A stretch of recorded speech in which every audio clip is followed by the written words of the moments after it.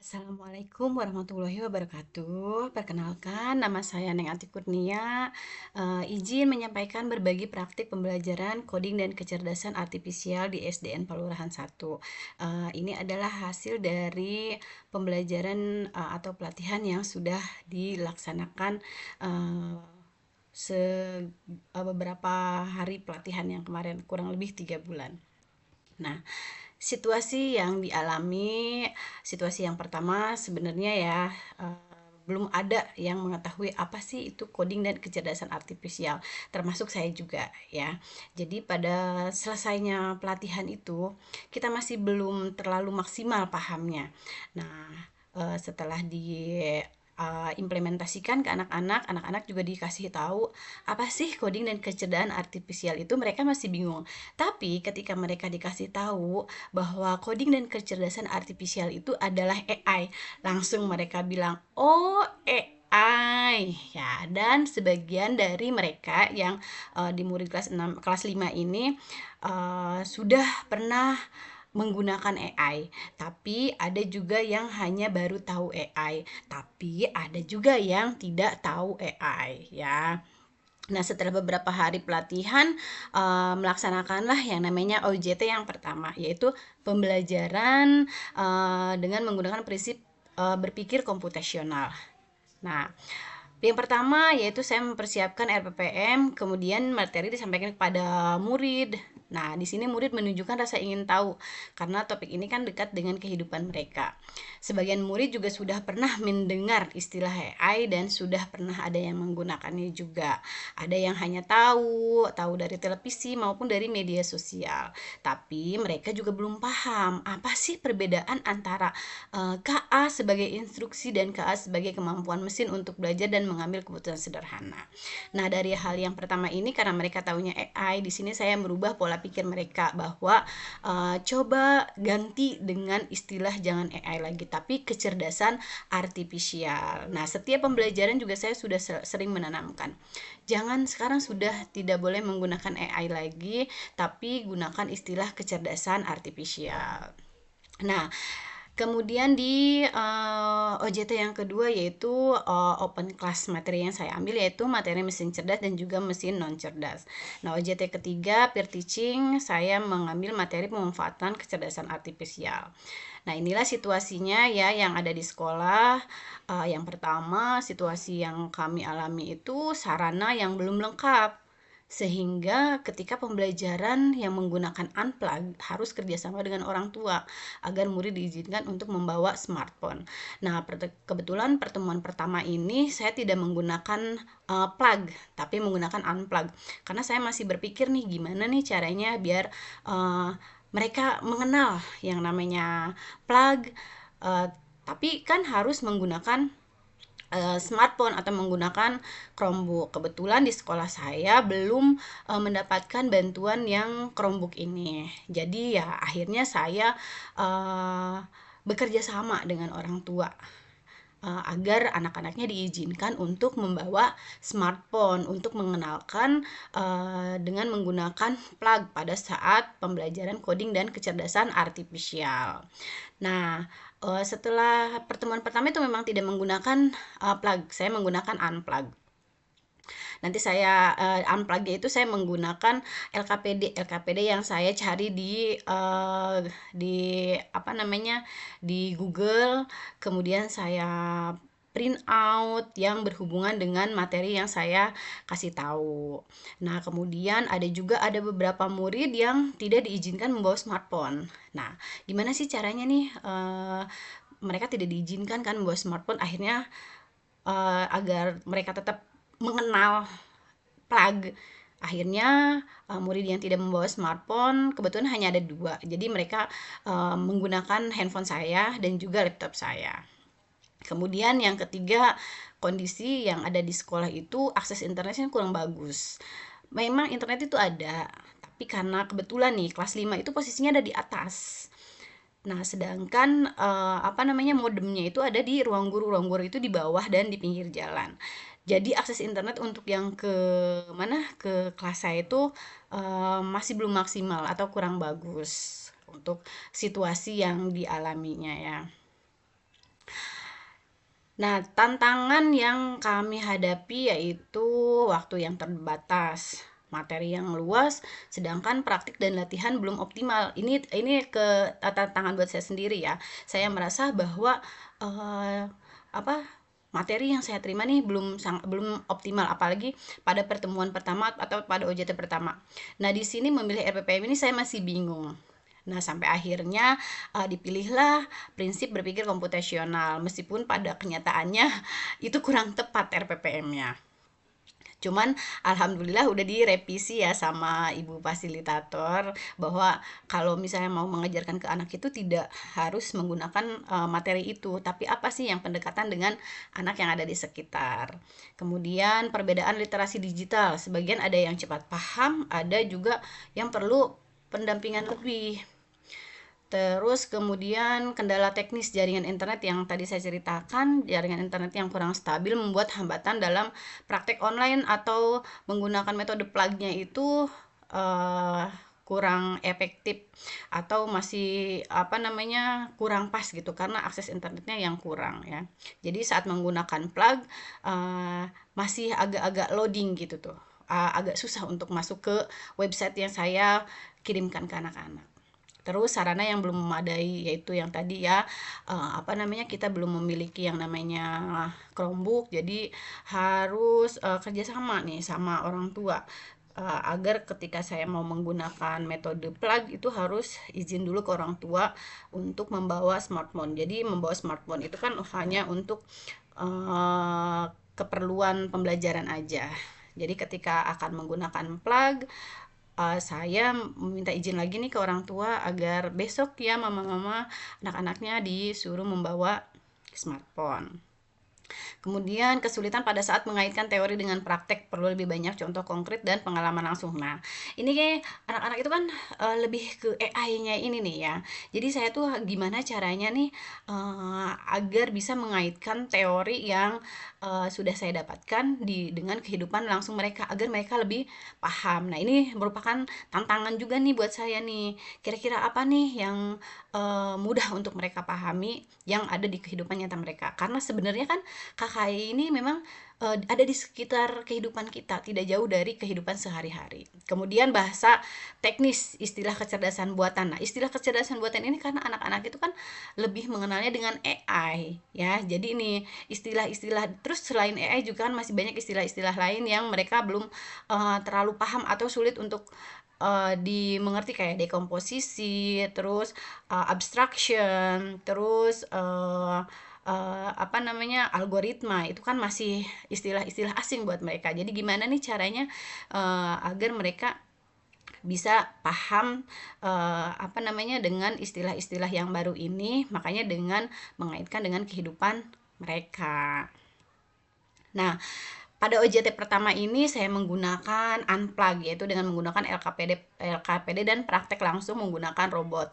Nah, ini adalah apa LKPD yang saya gunakan pada saat OJT pertama. Nah, ini praktek langsung menjadi robot nih. Ini situasi saat bermain peran menjadi robot.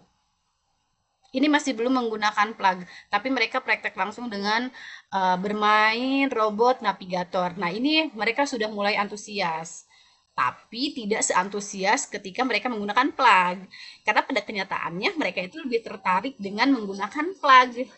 Nah, ini situasinya. Mereka sangat akhirnya ini setelah kegiatan KKA ini mereka jadinya, ayo jadi robot gitu. Seenggaknya mereka masih mengingat. Dan kemarin pas pembelajaran apa KKA juga, Bu, kapan main robot lagi? Nah, ini kegiatannya ya. Ini AKPD yang digunakan nih ya. Kemudian, nah, pada OJT kedua ini baru saya menggunakan yang namanya eh, snack game, praktek langsung dan juga menggunakan plug, yaitu dengan memberikan evaluasi individu dengan menggunakan Kahoot melalui smartphone ya. Ini dia Kahoot.it ya ini. Nah, ini pada saat mereka ini nih apa bermain snack game kalau yang ini. Ini kegiatannya yang sebelah sini. Nih. Kegiatan snack game ini caranya yaitu dengan saya memberikan kertas atau print out yang berisi mesin cerdas dan mesin non cerdas. Jadi eh, siapa yang menjawab benar dia akan mengikuti menjadi ular. Tapi awalnya harus apa namanya menjawab dulu nih, apakah gambar yang mereka ambil itu termasuk mesin cerdas atau non cerdas. Nah, dengan kegiatan ini kan mereka gimana nih caranya biar ikut menjadi apa namanya menjadi ular. Jadi otomatis mereka kan mencoba untuk memahami, berusaha untuk bisa paham. Jadi ini salah satu trik untuk agar mereka antusias dalam belajar, kemudian mereka fokus dalam belajar sehingga mereka bisa menjawab dan bisa ikut menjadi ular. Nah, setelah mereka menjadi ular semua, kemudian mereka menempelkan ke LKPD yang sudah saya tempel di papan tulis mana yang mereka pilih itu termasuk mesin cerdas atau non cerdas. Nah, kalau yang eh, ini waktu ya ini masih ular ya.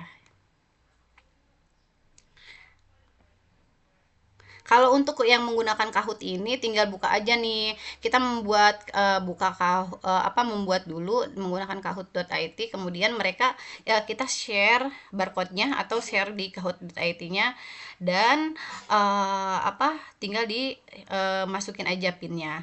Nah, pada OJT kedua ini disinilah nih mereka sangat antusias nih karena menggunakan Kahoot dan sudah membawa smartphone ya.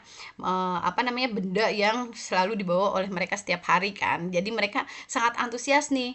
Mereka juga masih bertanya-tanya nih, apa sih nih yang akan dilakukan dengan smartphone ini gitu.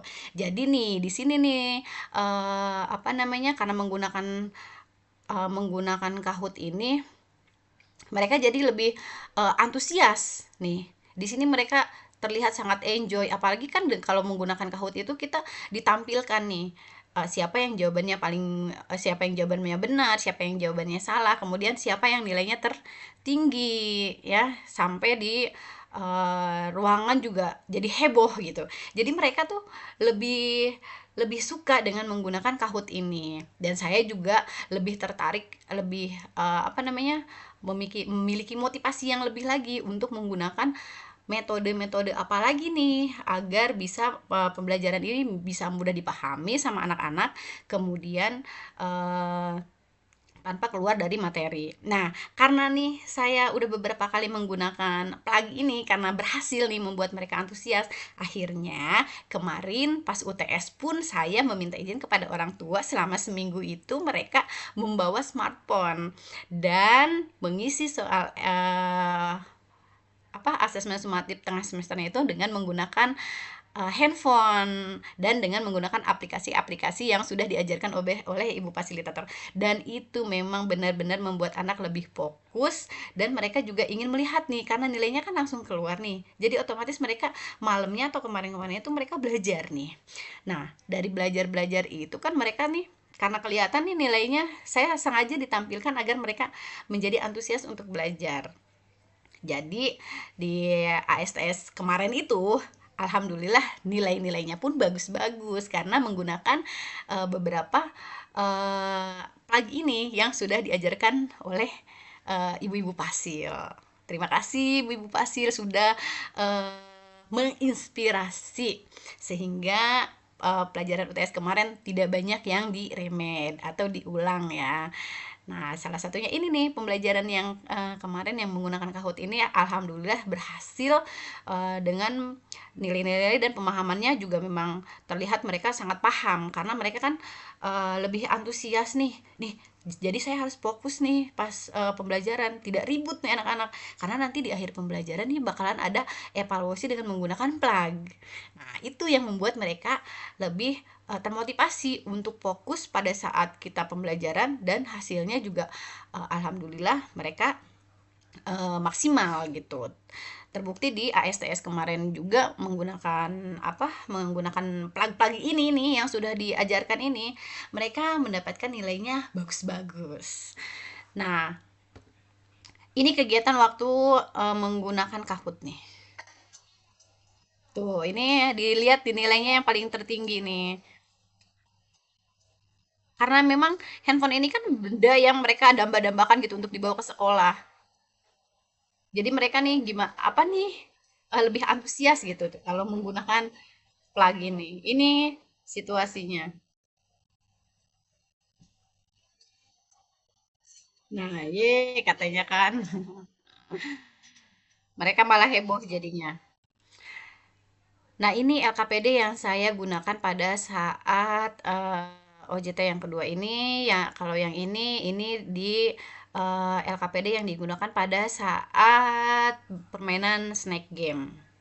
Ini apa LKPD yang saya gunakan. Ini termasuk mesin cerdas, ChatGPT, Google Map, chatbot, komputer, smartphone, robot vacuum cleaner, terus kemudian ini Google asisten, kulkas, mesin cuci, Magicom, terus ini mobil otonom, ini perkiraan cuaca, ini mobil listrik, blender. Nah, disinilah nih, ini mereka memilih, ini kan sudah digunting-gunting dulu nih awalnya. Kemudian saya kasih ke mereka secara acak, mereka yang mendapatkan apa nih, mesin cerdas atau non cerdas.